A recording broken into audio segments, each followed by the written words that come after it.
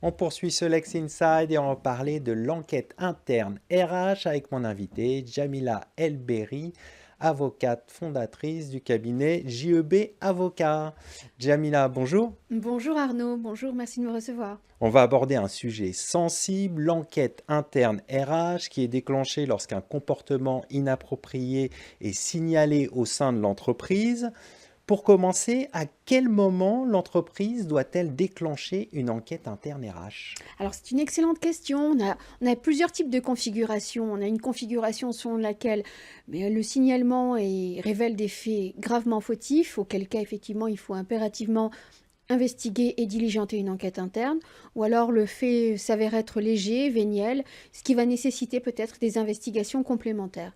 Mais c'est un arbitrage qui est fait par l'employeur au moment où il reçoit le signalement et il estime nécessaire évidemment de poursuivre et une démarche qui vise à faire cesser une situation de crise.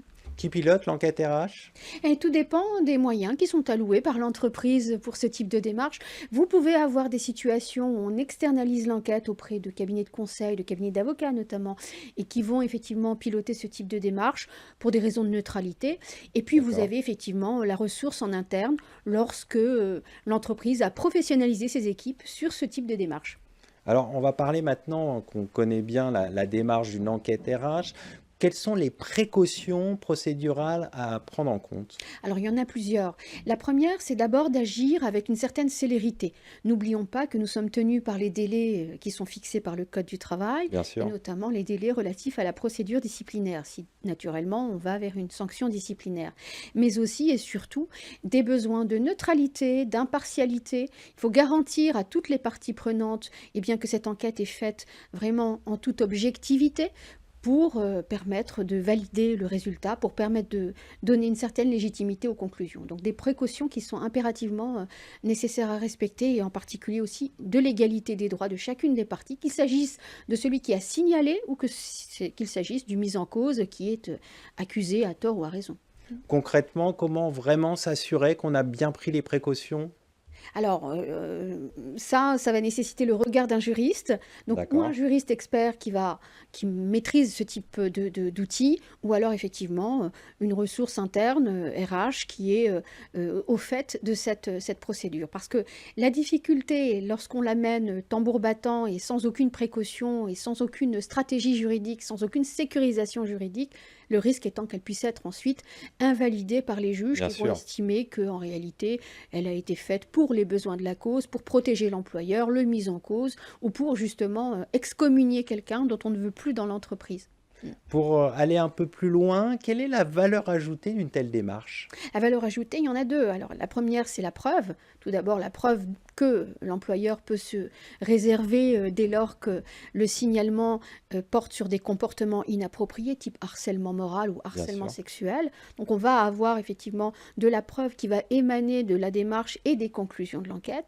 Et puis la deuxième valeur ajoutée, évidemment, c'est de démontrer que l'employeur a été proactif et a bien répondu à son obligation de prévention et de sécurité qui lui incombe, notamment lorsqu'il y a des situations dysfonctionnelles qui sont portées à sa connaissance et pour lesquelles il doit nécessairement intervenir en toute urgence. Alors, vous avez parlé de situations de harcèlement qui font l'objet d'enquêtes internes. Est-ce qu'il y a d'autres types de situations, on va dire, inappropriées qui font l'objet d'enquêtes internes, pour bien comprendre? Alors oui, le champ d'application est quand même assez large.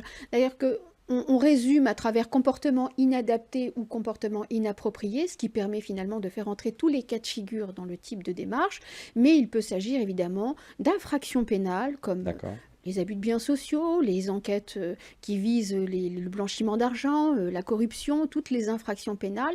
Tous les comportements, on va dire, infractionnels sont éligibles à ce type de démarche, évidemment avec toutes les précautions procédurales qu'on a évoquées tout à l'heure et avec l'expertise de l'enquêteur qui va être déterminante pour valider le résultat. Alors, vous l'avez dit tout à l'heure, l'employeur doit être réactif, mais que se passe-t-il si l'employeur ne réagit pas lors d'un signalement? Alors, c'est une vraie question.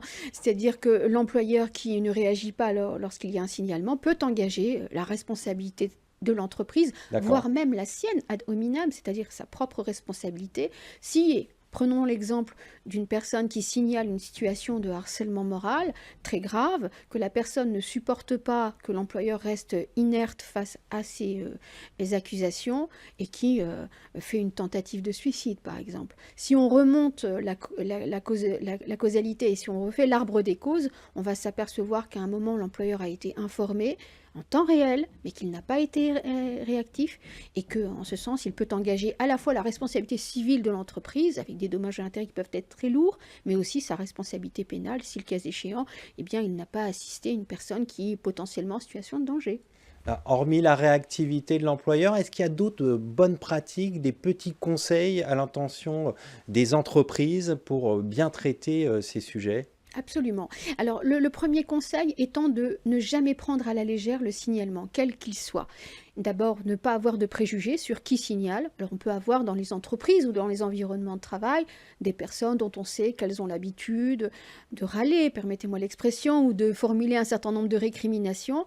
Nous devons être neutres face au signalement et à la personne qui signale, donc toujours le prendre en Entendu. considération, mais peut-être effectivement faire un premier examen, une espèce de primo-écoute lors du signalement qui va D'accord. permettre de savoir si on va aller jusqu'au bout de la démarche d'enquête, parce que parfois elle est superfétatoire, ou elle ne se prête pas à la situation telle qu'elle est dénoncée, par exemple. Alors, un point qui est aussi important, quel est le coût d'une telle démarche lorsqu'on fait appel à un cabinet d'avocats ou de prévention en matière de RPS? Alors c'est vrai que le coût peut effectivement être rédhibitoire pour Bien certaines sûr, entreprises, parce que c'est une démarche qui coûte cher. Disons qu'en règle générale, lorsqu'on a recours à un cabinet d'avocats, c'est essentiellement lorsqu'on a un cas de figure très spécifique, où on a un signalement qui concerne quelqu'un du top management mhm, et qui va nécessiter effectivement qu'on externalise cette démarche, où on va avoir des faits extrêmement graves, type violence sexuelle et sexiste, qui vont nécessiter aussi un regard extérieur bien sûr. et qui va permettre de garantir l'impartialité et la neutralité. C'est dans ces cas de figure qu'on a recours à un expert externe qui va facturer cela naturellement en fonction du temps passé à réaliser cette enquête. Évidemment, ça fait l'objet de négociations entre Bien le sûr. cabinet et également l'employeur qui va ensuite faire en sorte de paramétrer le prix en fonction et le tarif en fonction de la nature de la démarche. Et après, comment le cabinet intervient? Il fait des entretiens au sein de l'entreprise? Comment ça se passe concrètement l'enquête? Oui, évidemment, il fait des entretiens. Alors, il y a 2 types de démarches, là aussi. C'est ou des entretiens en présentiel lorsque le cabinet d'avocat ou l'avocat se déplace, sur place. Alors souvent, ils y vont en binôme ou alors effectivement, ça peut être sous forme de visio. Mais toujours est-il que c'est sous la forme effectivement d'entretiens qu'ils opèrent et ensuite qu'ils vont analyser les résultats et les restituer auprès de chacune des parties prenantes. Donc Alors, vous parlez de la restitution des résultats. Est-ce que ça donne un échange avec l'entreprise? Comment ça se passe? alors, quand l'entreprise commande cette enquête auprès du cabinet d'avocats, le cabinet d'avocats rend compte à l'entreprise des résultats. Il appartient ensuite à l'entreprise eh bien, de faire sa propre restitution auprès des parties prenantes, c'est-à-dire du signalant, Bien sûr. mais également du mis en cause, Et après, de prendre les mesures adéquates. et après de prendre effectivement les mesures adéquates. J'ai coutume de dire que l'avocat, lui, est biodégradable, ou le cabinet d'avocats est biodégradable, Ça veut dire quoi? c'est-à-dire qu'on l'utilise dans le cadre de l'enquête et ensuite il D'accord. disparaît il est censé aussi garantir la même impartialité et ne pas avoir de liens commerciaux et avec l'entreprise et avec les différentes parties prenantes pour garantir une légitimité au niveau des résultats. On va conclure là-dessus. Merci d'être venu sur notre plateau. Merci pour votre invitation, Arnaud.